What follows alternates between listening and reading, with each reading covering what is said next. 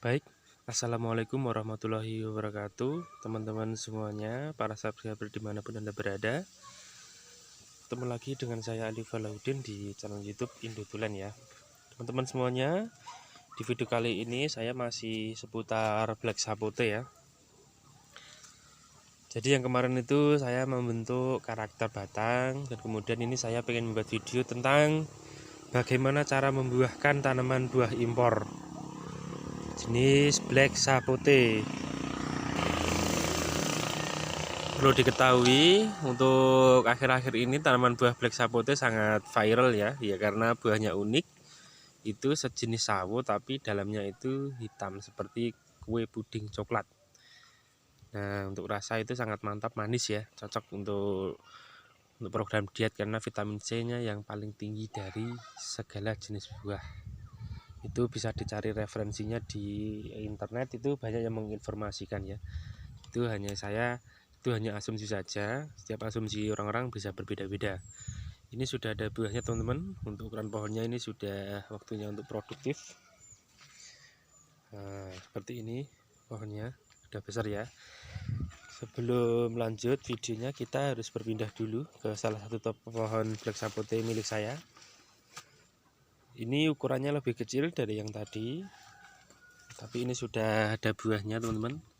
Buahnya ada 3 di atas, 2 di bawah, itu 1, 2, jadi total buahnya 5, 6, 7. Ada 7 buah untuk ukuran pohon segini. Ini ditanam di tanah ya, dan ini sudah disusul banyak bunga, tapi insya Allah ini bunganya bunga PHP ya, karena ini udah bunganya besar-besar dan sudah pada dibuahi karena faktor alam.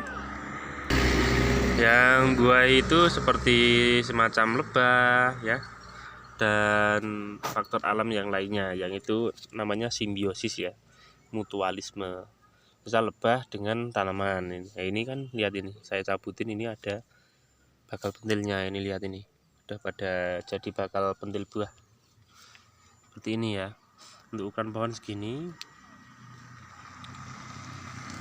ini sangat bagus ya teman-teman ya, lumayan lah, karena ini hanya ditanam di tanah, bukan tabur lampot. Kalau tabur lampot beda lagi nanti hasilnya, tapi setiap tanaman, setiap tempat daerah itu beda-beda perlakuannya. Kita lihat dulu ini bunganya. Nah, ini kita coba cek ya, ini ya, ini udah dibuai atau belum. Kalau tidak dibuai dia akan rontok nantinya. Set. Nah, ini sudah dibuai ya, kalau ini belum dibuai. Nah, ini ada 3 ini buahnya dalam satu tandan, itu 2 di sana. Ini coba kita cek dulu. Nih kan udah mulai mengering, kita coba cabut. Oh, sudah jadi teman-teman. Nah, seperti ini. Pertumbuhannya juga sangat bagus. Ini sudah membawa bakal buah lagi ya. Untuk ketinggian tanaman ini baru sekitar berapa ya? Kalau sampai di sininya ini kisaran 70 cm-an lah. Ya, dibikin 1 meter. Lebih enaknya. Ini dia ada tunas air, tunas baru ya, tunas baru. Maaf. Ini sudah lebih memanjang ke atas dan ini sangat vigor sekali. Rantingnya sudah muter ya, kanan kiri manapun aman. Nah, sudah selesai, maka kita fokus ke ini Black Sapote yang satu ini. Ini kan posisinya udah lebih besar dari yang tadi ya, batangnya udah tua, ini udah kerak seperti itu. Ini waktunya untuk dibuahkan ya teman-teman semuanya. Ini sebetulnya udah buah ya, udah berbuah 1 buahnya. Ini buahnya, nah baru 1. Harusnya kan lebih banyak karena ukuran pohonnya lebih besar.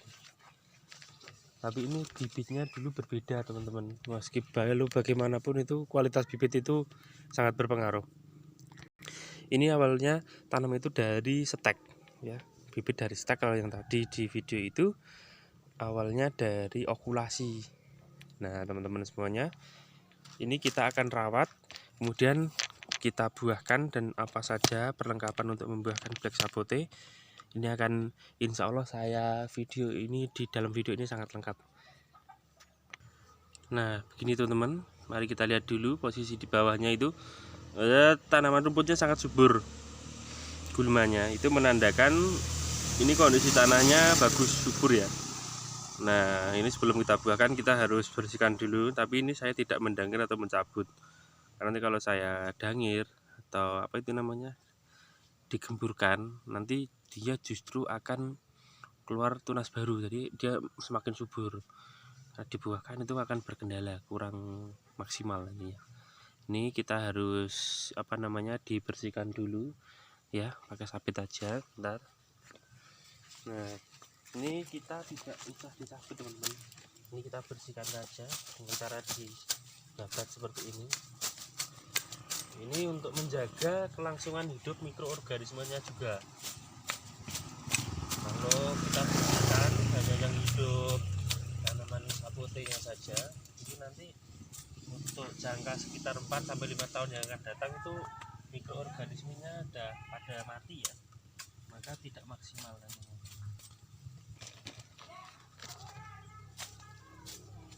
Bersihkan dulu.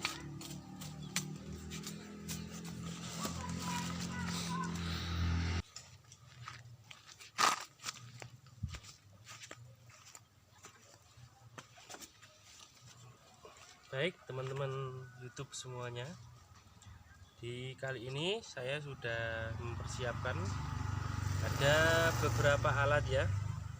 Ini ada gayung, ada ember, ini ukurannya kisaran 10 liter ya, dan juga ada ember kecil. Ada ini alat untuk siram, untuk kocornya nanti.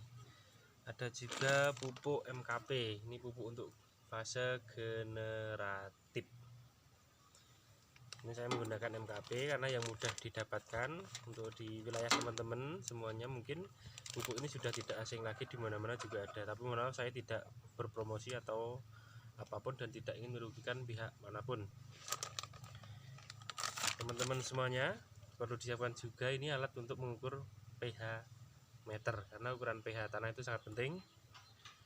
Lalu kemudian saya siapkan juga ini ada alat tes ukur ppm ya. ppm itu part per million, jadi ada ukuran tertentu untuk mengukur pupuk ya. Alatnya seperti ini. Coba kita langsung saja ya mengetes dulu. Ini air ini usahakan jangan menggunakan air pump, karena nanti kita aplikasikan pupuknya itu dengan sistem dikocor ya. Jangan menggunakan air pump, kalau bisa ada air sumur, atau air sumur tidak ada pakai air galon, tapi nanti kosnya terlalu tinggi kalau pakai air galon. Ini kita nyalakan dulu alatnya. Di sini ada tombol on off atau ini temperatur, dan ini hole itu untuk mengunci ukur ya. Coba kita nyalakan dulu alatnya, mengukur air. Sudah nyala, tes dulu, kita tekan hole ya.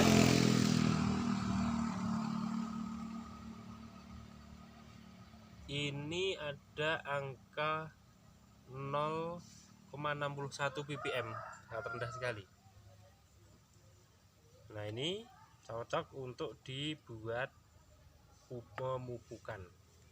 Nah teman-teman, kemudian ini ada alat tes pH meter. Kita tes dulu pH-nya tanaman ini. Ini kalau yang bagus itu asumsi saya ya, antara rank angka 5 sampai 7. Kalau itu asumsi saya, karena setiap asumsi orang-orang itu berbeda-beda. Cara mengaplikasinya sangat mudah. Ini ada beberapa tombol. Moist itu untuk air atau curah hujan, light itu untuk matahari. Kalau ini saya nyalakan mataharinya pasti full. Nah, ini siang. Terus ini ada paling sebelah kiri pH. Nah, ini cara ngetesnya, ini ditancapin dalam tanah seperti ini. Nanti akan ketahuan berapa ukurannya. Untuk pH tanahnya berada di angka 7 teman-teman, angka 7. Jadi sangat cocok sangat bagus. Ini lihat tadi pertumbuhan juga sangat bagus. Kalau pH-nya itu anjlok, itu tanaman stuck. Kalau terlalu tinggi, misal angkanya 10 sampai lebih, itu tanahnya juga tidak bagus. Nah teman-teman, tidak usah menunggu lama-lama, mari kita campur dulu pupuknya ini. Untuk fase generatif ini akan saya mencoba itu di antara range 1200 sampai 1500 ppm. Saya matikan dulu alatnya. Mari kita ambil pupuknya. Ini usahakan pakai sendok, jangan pakai tangan untuk mengambil pupuknya, karena ini nanti bisa untuk acuan. Kita ambil 1 sendok teh ya, kita larutkan 1 sendok saja dulu. Kita tes berapa ppm.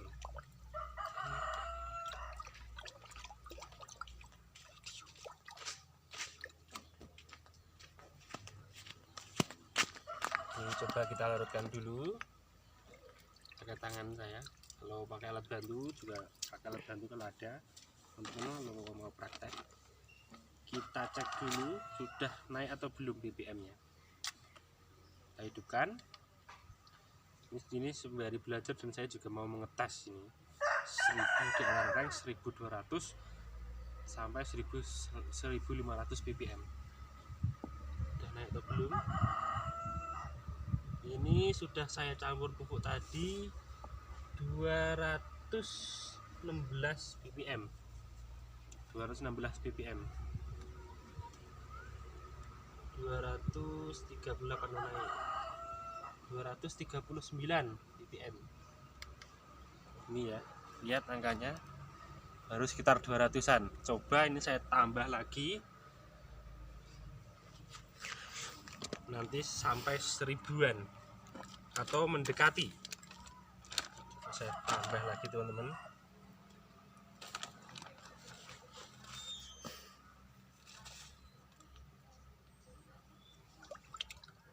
Tadi 1 sendok, coba 2 sendok.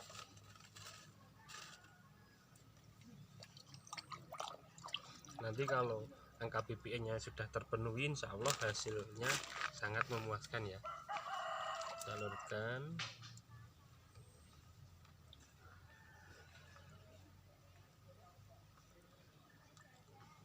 Ini kita harus sabar ya pencampurannya ya, karena untuk larutan fosfat itu sangat mudah larut. Kalau untuk kalium dia agak lama larutnya. Ini saya temukan masih ada ini apa namanya, semacam butiran-butiran ya. Kita campur dulu sampai larut ya.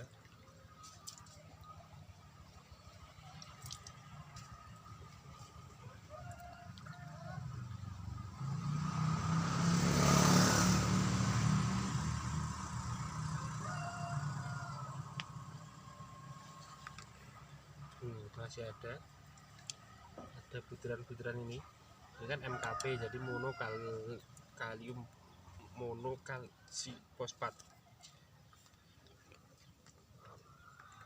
Coba kita tes lagi berapa ppm kah.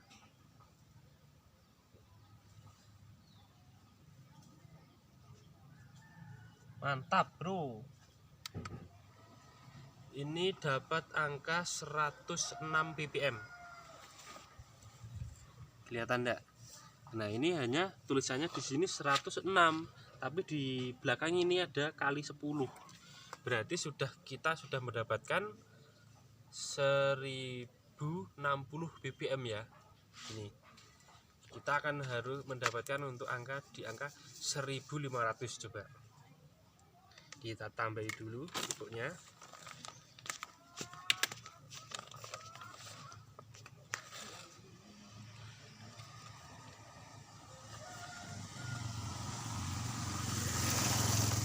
Sendok lagi.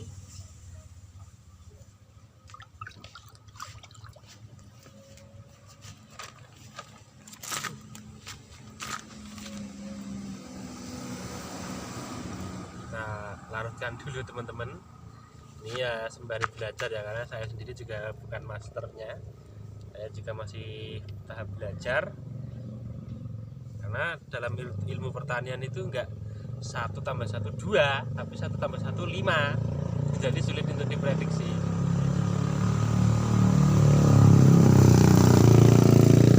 Jadi istilah itu contoh kasusnya begitu teman. Contohnya ya misalnya kita membuahkan tanaman ya, buah misalkan sapote ini.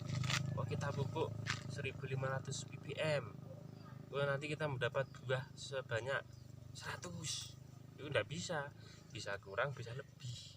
Maka istilahnya 1 tambah 1 sama dengan 5. Sudah teman-teman, coba kita tes dulu. Kita mau mendapatkan di angka 1500 ppm, berarti nanti 150 ya, kali 10. Kita hidupkan alatnya, tes lagi. Celep.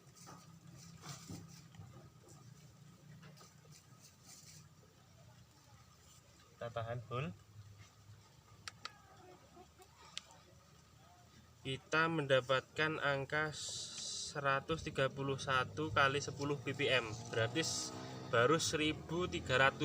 Sebetulnya udah bagus ini teman-teman, tapi mau saya coba di angka 1500 ppm. Ini biar ekstrim ini, soalnya pohonnya udah besar tapi belum buah. Buah baru 1. Ini mau saya coba cara yang ekstrim. Kita tambahin dulu MKP nya 1 sendok.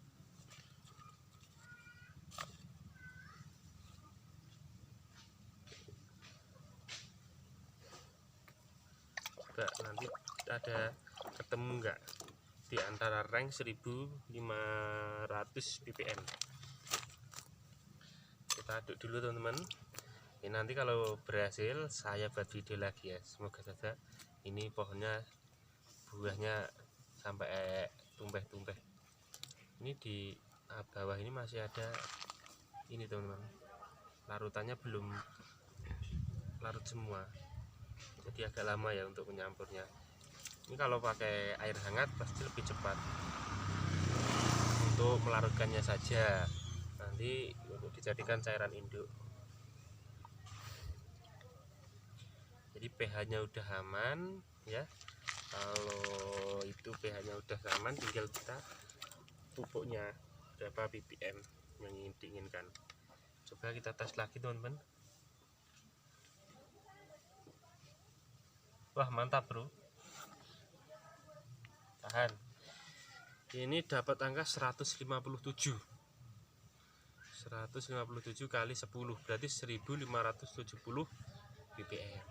Ini sudah angka yang sudah saya inginkan teman-teman. Ini sudah ekstrim ini pupuknya ini. Oke teman-teman, angkanya tadi di angka 1500 ppm itu angka rank, jadi bisa kurang bisa lebih dikit tidak masalah. Tapi kalau sampai 2000 itu terlalu tinggi. Oke teman-teman, sebentar saya ini alatnya ini kan dia rentan, saya simpan dulu.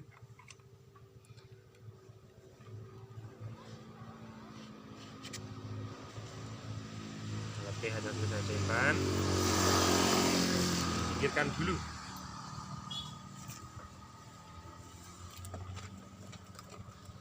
Ini ember tadi yang mau saya gunakan kalau nanti mau ditambah airnya. Nah teman-teman, mari. Ini kan udah pas ini takaran ppm nya, tinggal kita pindah ke alat bocor biar lebih maksimal.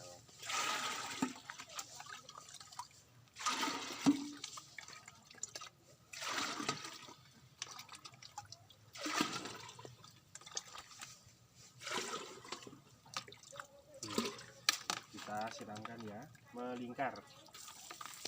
Seperti ini caranya.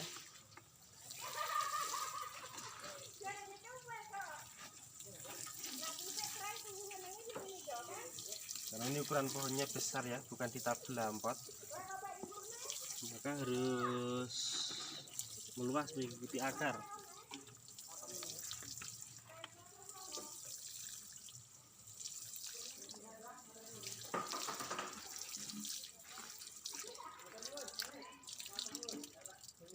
Habis.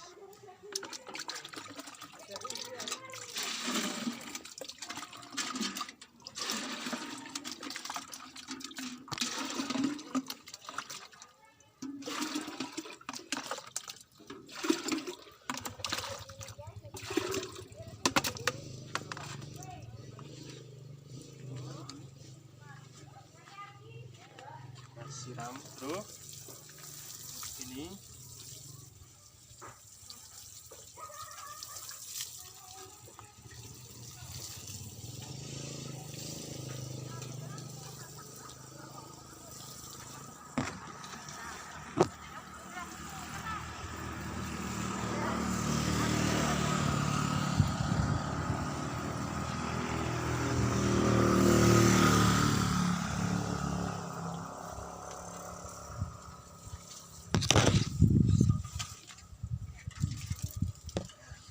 udah kita siram melingkar ya.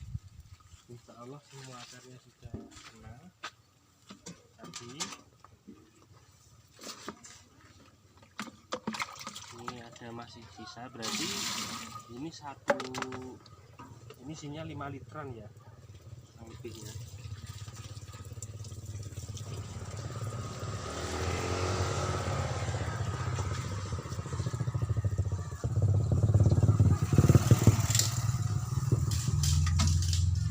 Ini ukuran pohonnya udah sangat besar, jadi habisnya juga banyak.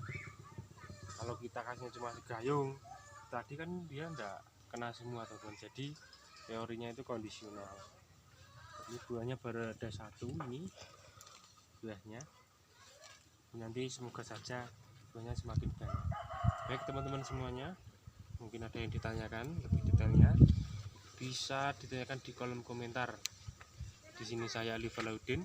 Jika tadi video ada yang kurang berkenan atau ada yang salah, mohon dikritik di dalam komentar. Saya Ali Falaudin, saya undur diri dulu ya. Assalamualaikum warahmatullahi wabarakatuh.